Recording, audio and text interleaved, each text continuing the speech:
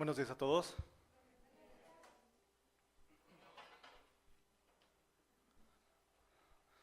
Vamos a orar. Padre, gracias Dios por tu presencia, Señor. Gracias por tu bondad, Dios. Gracias por estar con nosotros, Señor. Gracias por cuidarnos, Señor, en todo momento, Dios. Gracias por la semana, Señor, que tuvimos, Señor, en la cual pudimos ver, Señor, tu presencia, Dios, tu bondad, Dios. Te agradecemos, Señor, en el nombre de Jesús. Amén.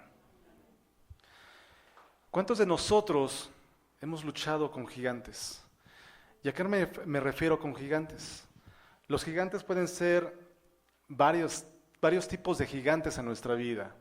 Puede ser el desánimo, puede ser la enfermedad, puede ser la desesperación. Entonces, hay varios tipos de gigantes. Y vemos que el pueblo de Dios ha enfrentado siempre gigantes. Podemos ver que en 1 Samuel capítulo 17, versículo 4, nos dice: Luego Goliat, un campeón filisteo de Gat, salió de entre las filas de los filisteos para enfrentarse a las fuerzas de Israel.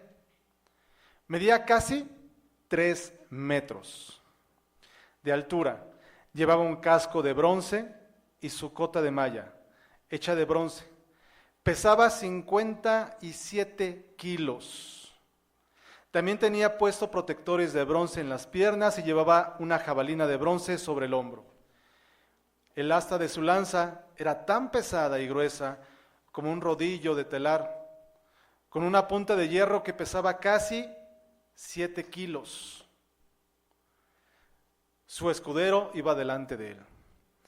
Entonces, aquí este hombre, este gigante, se presenta enfrente del pueblo de Israel y los reta a todos.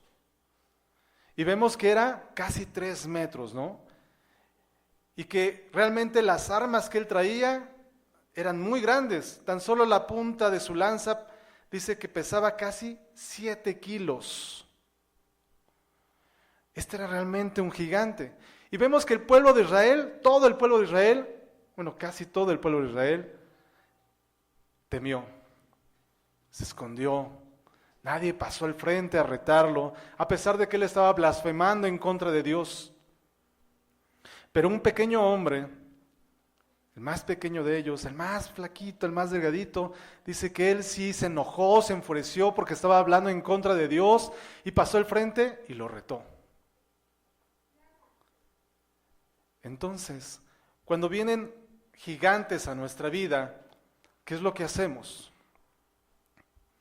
Y vamos a hablar precisamente sobre uno de esos gigantes, que es la incredulidad del desánimo. Cuando viene el desánimo a nuestras vidas, ¿qué es lo que hacemos? Pero muchas veces el desánimo es consecuencia de esa pérdida de fe. Y muchas veces también el desánimo es consecuencia de que nosotros bajamos los brazos. ¿Y a qué me refiero con bajar los brazos? Bueno, vamos a ver el ejemplo de Moisés en Éxodo 17, capítulo 11. Y aquí una vez más el pueblo de Israel estaba luchando y nos dice el versículo 11, capítulo 17, versículo 11, dice: Cuando Moisés levantaba sus brazos, ¿qué dice? Israel ganaba la batalla. Pero cuando bajaba sus brazos, Amalek comenzaba a ganar. ¿Pero a qué se refiere en levantar los brazos y bajar los brazos? Cuando él levantaba los brazos, él estaba orando.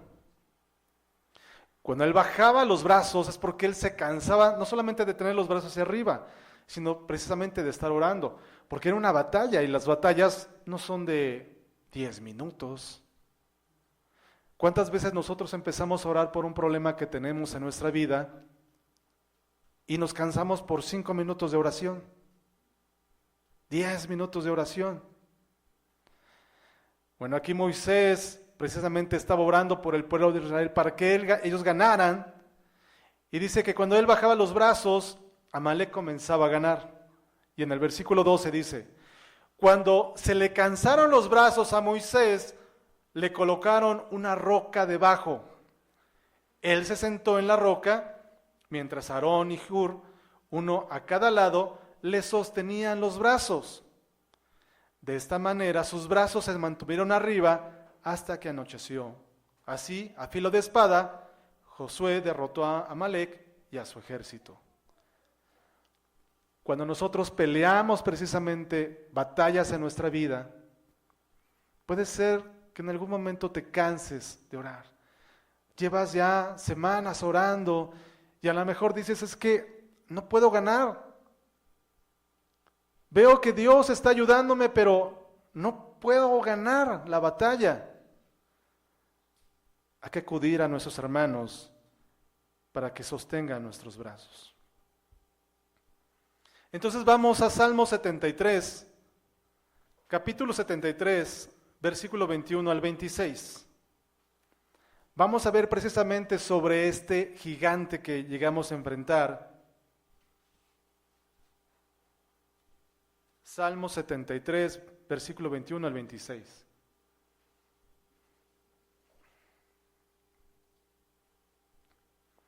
Entonces me di cuenta que mi corazón se llenó de amargura y yo estaba destrozado por dentro. Fui tan necio e ignorante. Debo haberte parecido un animal sin entendimiento. Sin embargo, todavía te pertenezco. Me tomas de la mano derecha. Me guías con tu consejo. Me conduces a un destino glorioso. ¿A quién tengo en el cielo sino a ti? Te deseo más que cualquier cosa en la tierra. Puede fallarme la salud y debilitarse mi espíritu, pero Dios sigue siendo la fuerza de mi corazón. Él es mío para siempre. Estoy leyendo la Nueva Traducción Viviente y en el versículo 26 lo voy a repetir. Dice, puede fallarme la salud. Cuando hay desánimo, puede llegar precisamente a las cuestiones físicas. Vemos que algunas personas entran en depresión por los problemas que están viviendo. Entonces, las cuestiones precisamente que enfrentamos puede llegar a la salud y puede debilitar nuestro espíritu. Pero hay que recordar que Dios sigue siendo la fuerza de nuestro corazón. El versículo 26 es la definición de desánimo con la que trabajaremos. Al mencionar la palabra salud, pone un componente físico en el desánimo. El cuerpo se debilita, hay fatiga, hay un sentimiento de apatía y letargo. Y en segundo lugar, mi corazón, cuando menciona ahí mi corazón, que significa que hay una dimensión espiritual, emocional del desánimo. Nuestro corazón está desalentado, desanimado, triste y es consumido.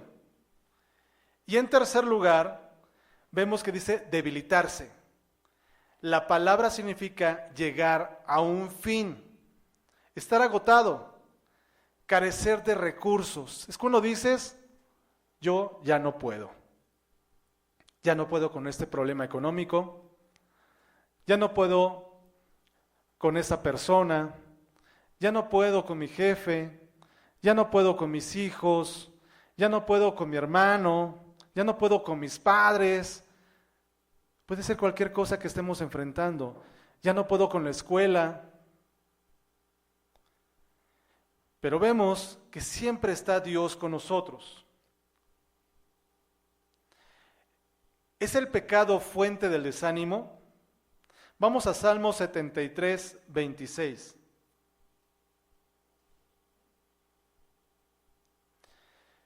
En Salmos 73, 26 dice, puede fallarme la salud y debilitarse mi espíritu, pero Dios sigue siendo la fuerza de mi corazón. Él es mío para siempre. Aquí lo importante que dice, pero Dios. Podemos estar desanimados, pero Dios sigue siendo la fuerza de nuestro corazón. Cuando enfrentamos algo que nos angustia, Dios nos confronta precisamente con nuestra fe. ¿En quién creemos? Y cuando empezamos a orar y a derramar nuestro espíritu completamente en Él, es cuando llegamos a experimentar lo que verdaderamente significa la paz de Dios. Y la paz de Dios que sobrepasa todo entendimiento. Esa paz de Dios que dice, sobrepasa todo entendimiento. Es decir, nadie la puede comprender. ¿Por qué nadie la puede comprender? Porque tal vez puedes decir, ¿cómo es posible que en esta circunstancia tan pesada, tan difícil, tan angustiante, pueda tener paz? Y los demás podrían decir también, ¿cómo es posible que lo que está pasando en el huracán en el cual se encuentra tiene paz? Está tranquilo, no está angustiado. Y es que aquí nos da la clave, pero Dios está con él, pero Dios siendo la fuerza de su corazón, está con él. Cuando Dios se convierte en la fuerza de nuestro corazón, es cuando encontramos la paz. Recuerdo cuando estaba estudiando una especialidad, yo había pedido permiso a mi subdirector de poder salir como 3 horas antes de la hora del trabajo, porque tenía que llegar a la universidad.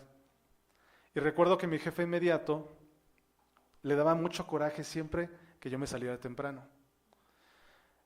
Entonces cada vez que yo le iba a llegar la hora de mi salida, a él se le ocurría llamarme para revisar algo, con el fin de que se me hiciera tarde, ya no fuera o llegara tarde allá. Y lo malo es que si uno tenía un retardo, ya no te dejaban entrar a la clase.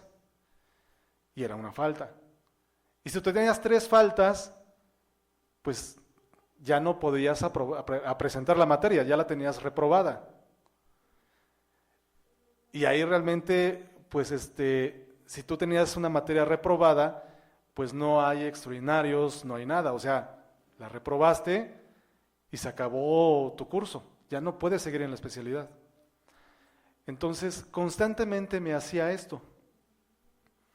Y al principio yo me angustiaba mucho por toda esta circunstancia. Y él lo notaba y lo hacía más, y lo hacía más, y lo hacía más. Y empecé a orar, y recuerdo que ahí fue cuando comprendí la paz de Dios que sobrepasa todo entendimiento. Porque empecé a tener paz a pesar de que Él me llamaba. Y Él me empezaba a ver tranquilo. De hecho, recuerdo que una vez estaba así como en la computadora, yo estaba en su escritorio, y de repente como que volteaba así, como que para ver mi rostro, ¿no? ¿Cómo está mi rostro en ese momento?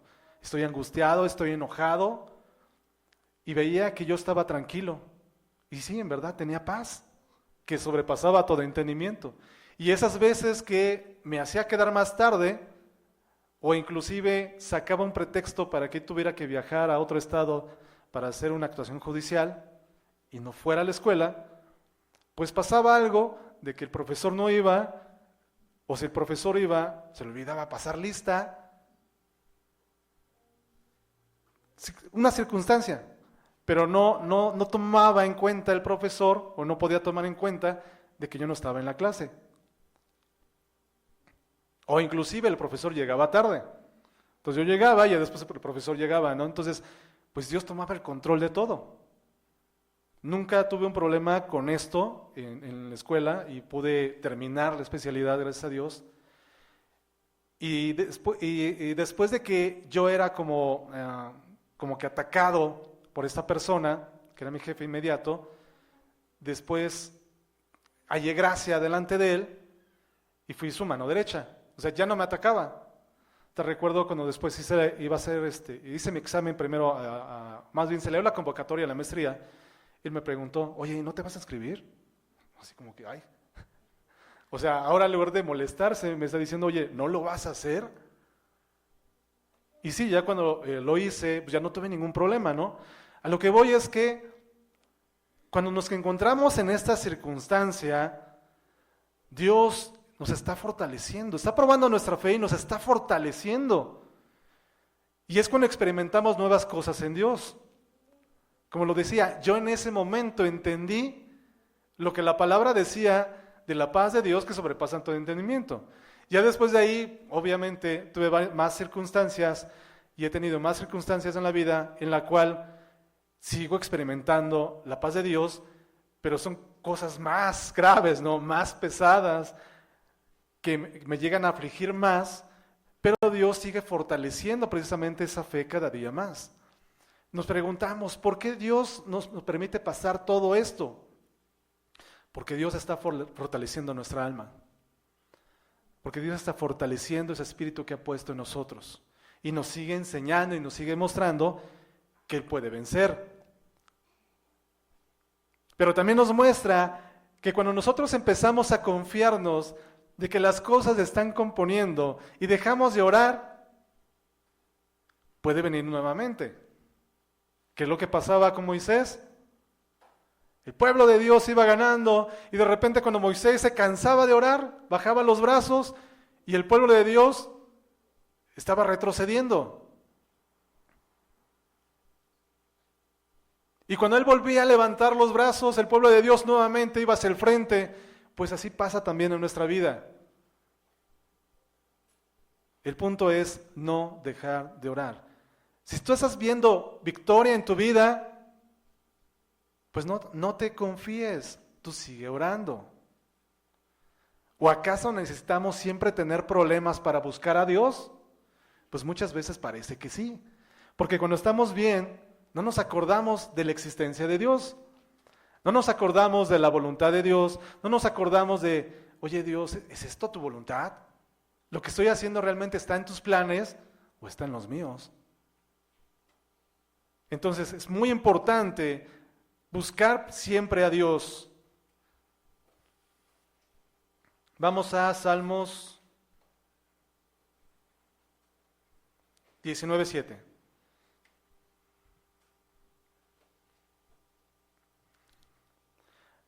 Las enseñanzas del Señor son perfectas. Reavivan el alma. ¿Te sientes desanimado? Busca las enseñanzas de Dios, busca la palabra de Dios, porque van a reavivar tu alma, te van a sacar de ese desánimo. Los decretos del Señor son confiables, hacen sabio al sencillo. La palabra de Dios es dada para revivir a las almas. Las almas de los santos necesitan ser restauradas y revividas. Esto significa, la palabra de Dios ha sido dada para restaurar el ánimo cuando el desánimo llega. Vamos a ver qué pasó cuando Satanás se enfrenta al Hijo de Dios, Jesucristo, y lo tienta. Vamos a Mateo 26, versículo 36.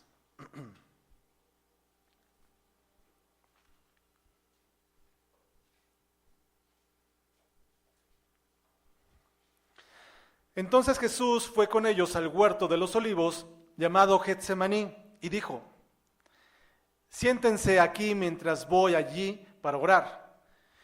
Y se llevó a Pedro y a los hijos de Zebedeo, Santiago y Juan, y comenzó a afligirse y a angustiarse.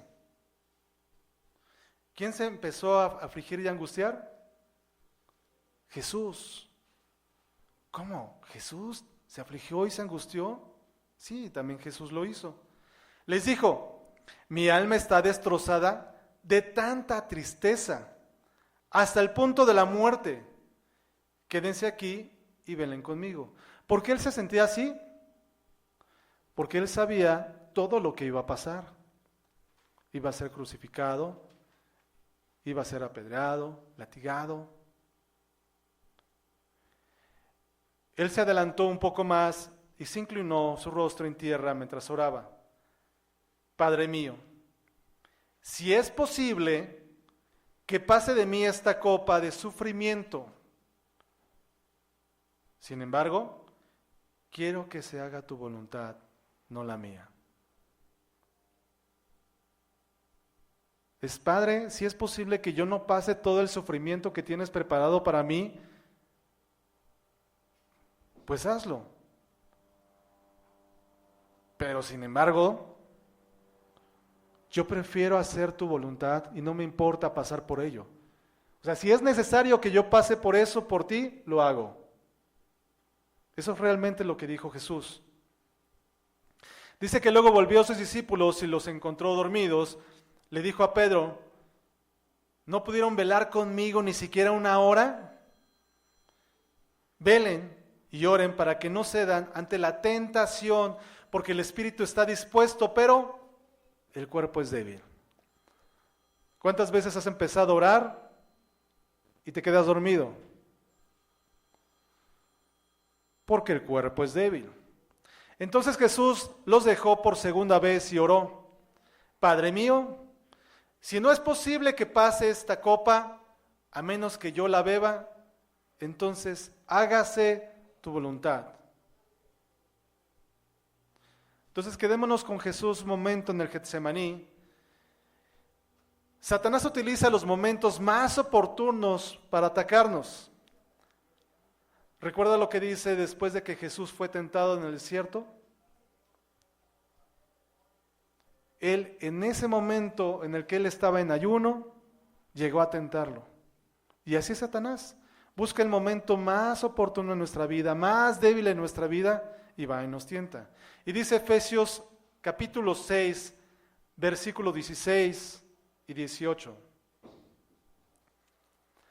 Además de todo eso, levanten el escudo de la fe para detener las flechas encendidas del diablo.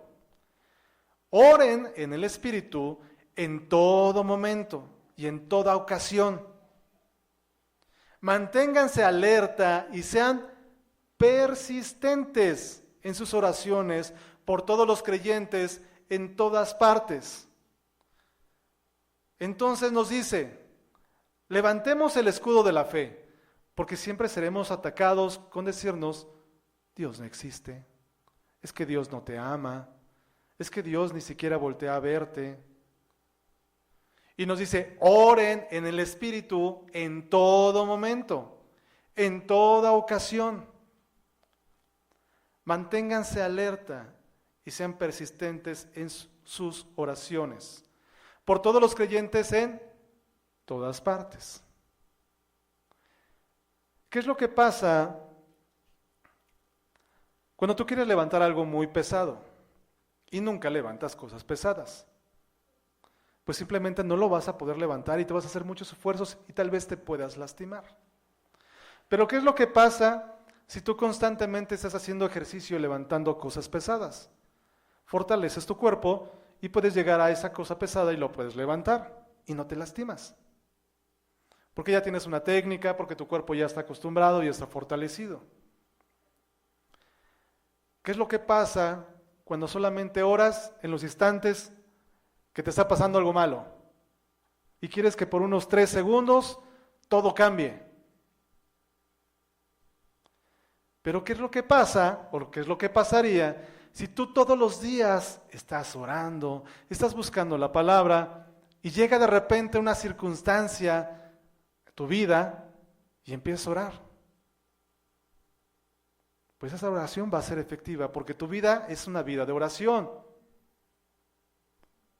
No es una vida de instantes de oración, que solamente cuando llega el peligro, llega la aflicción.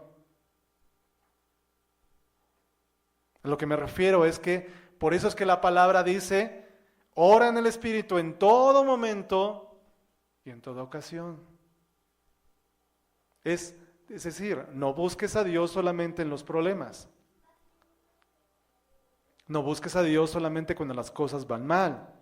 Busca a Dios en todo momento. Y verás que cuando llegue el problema, lo vas a sortear.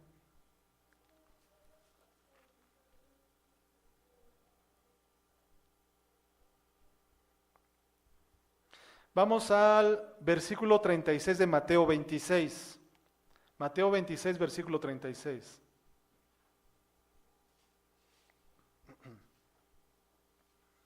Entonces Jesús fue con ellos al huerto de los olivos llamado Getsemaní y dijo: siéntese aquí mientras voy allí para orar.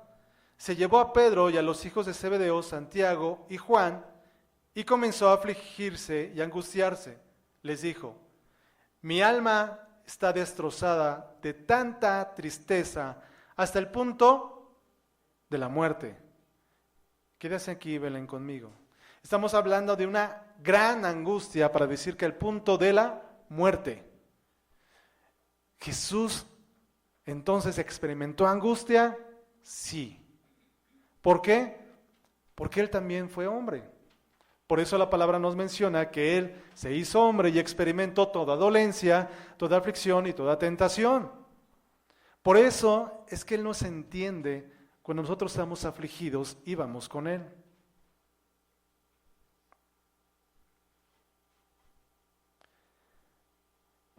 Vamos a Juan 12:27.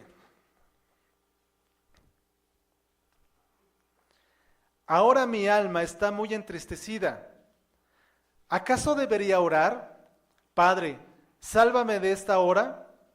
Pero esa es precisamente la razón por la que vine. El texto nos indica la naturaleza de la tentación. Satanás estaba disparando descargas tras descargas en la mente de Jesucristo. Satanás quería crear en Jesús un espíritu de desánimo, como hoy lo intenta con nosotros. Palabras como estas pueden estar en nuestra mente: no va a funcionar, no hay razón para avanzar, no tiene caso orar. Vamos a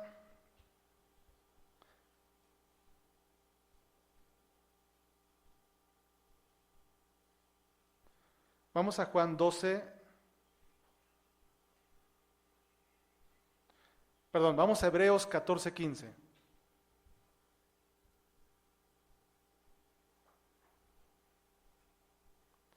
Nuestro sumo sacerdote comprende nuestras debilidades, porque enfrentó todas y cada una de las pruebas que enfrentamos nosotros.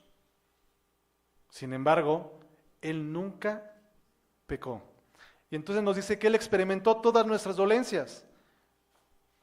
Jesús es un hombre que sufrió también como nosotros, como lo dice en Hebreos 4:15. Vamos a Juan 14:1. No dejen que el corazón se les llene de angustia. Confíen en Dios y confíen también en mí. Juan 14:27. Les dejo un regalo: paz en la mente y en el corazón. Y la paz que doy es un regalo que el mundo no puede dar. Es la paz que sobrepasa todo entendimiento. Así que no se angustien ni tengan miedo. Cuando pasamos por circunstancias difíciles y nos mantenemos tranquilos, es porque la paz de Dios que sobrepasa todo entendimiento está con nosotros. Entonces dice que ellos estaban a punto del desánimo porque Jesús se iba a ir y parecía que ellos iban a volver de nuevo a pescar como estaban antes. Por eso es que ellos estaban angustiados de que Jesús se iba a apartar y ellos sabían que Jesús había anunciado su muerte. A los discípulos de Jesús les está diciendo: cuando una bomba caiga en su vida y Satanás les dé una pincelada de color, un shock, no caigan en la desesperanza, sino crean en mí. Vamos a Mateo 26:37.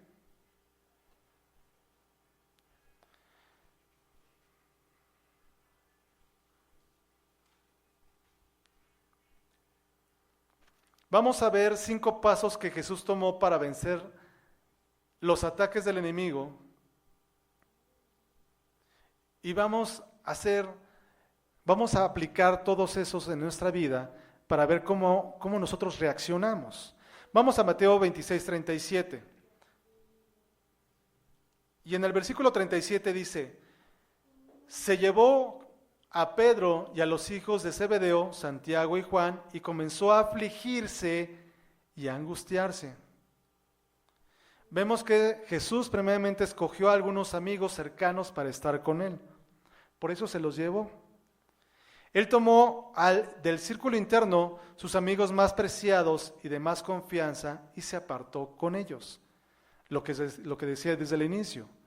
Como Moisés fue ayudado precisamente. Jesús buscó a estas personas, a estos discípulos, para que fueran con él a orar.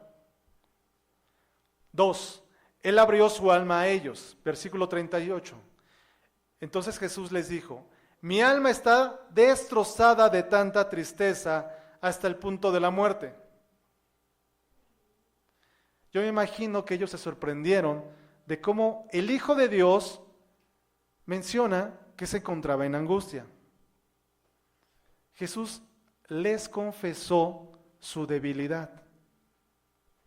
Entonces, paso 1, voy con hermanos, voy con amigos cercanos para precisamente enfrentar esta angustia. Paso 2, les platico mi debilidad. ¿Cuál es mi problema? ¿Qué es lo que estoy pasando? Paso 3, él pidió su ayuda para la batalla espiritual, versículo 38. En la segunda parte del versículo 38. Quédense aquí y velen conmigo.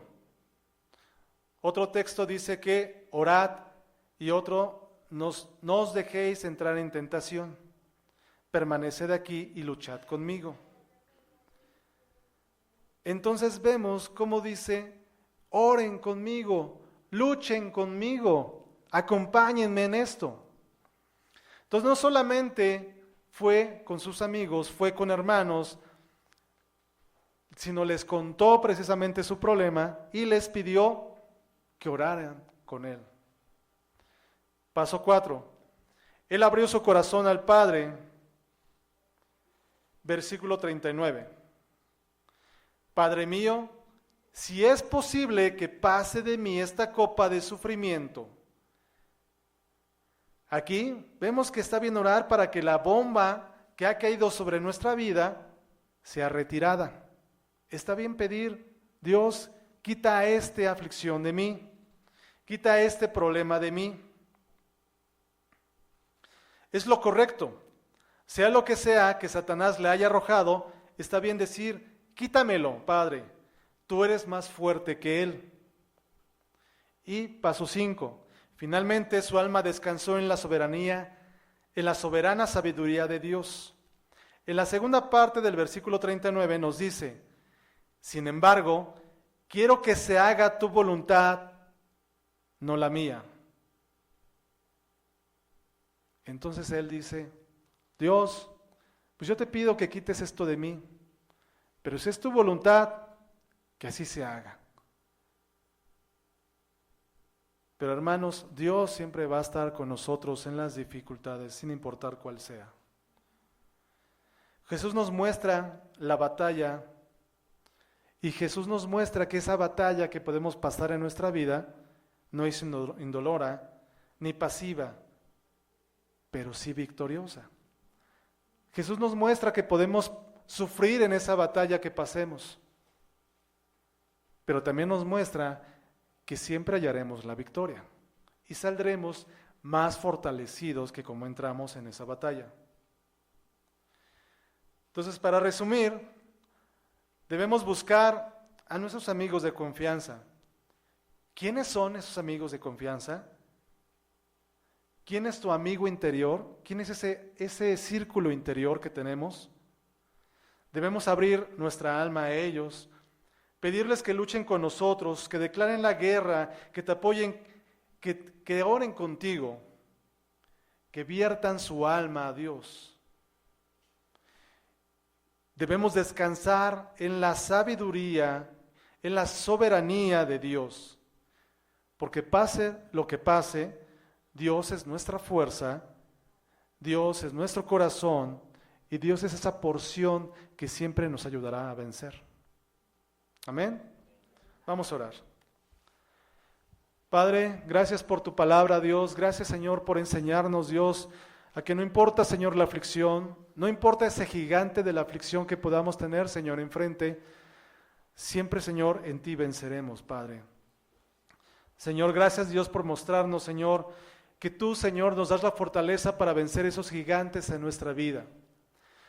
Gracias, Señor, porque por ti, Señor, siempre tendremos fe, Dios, en que tú tienes el control de todo lo que podamos estar pasando. No importa que sea una enfermedad, no importa que sea una situación económica, no importa, Señor, que sea una persona, Señor, no importa lo que sea, Dios, el gigante que tengamos enfrente, Señor, siempre venceremos en ti, Dios. Te damos gracias, Señor, en el nombre de Jesús. Amén.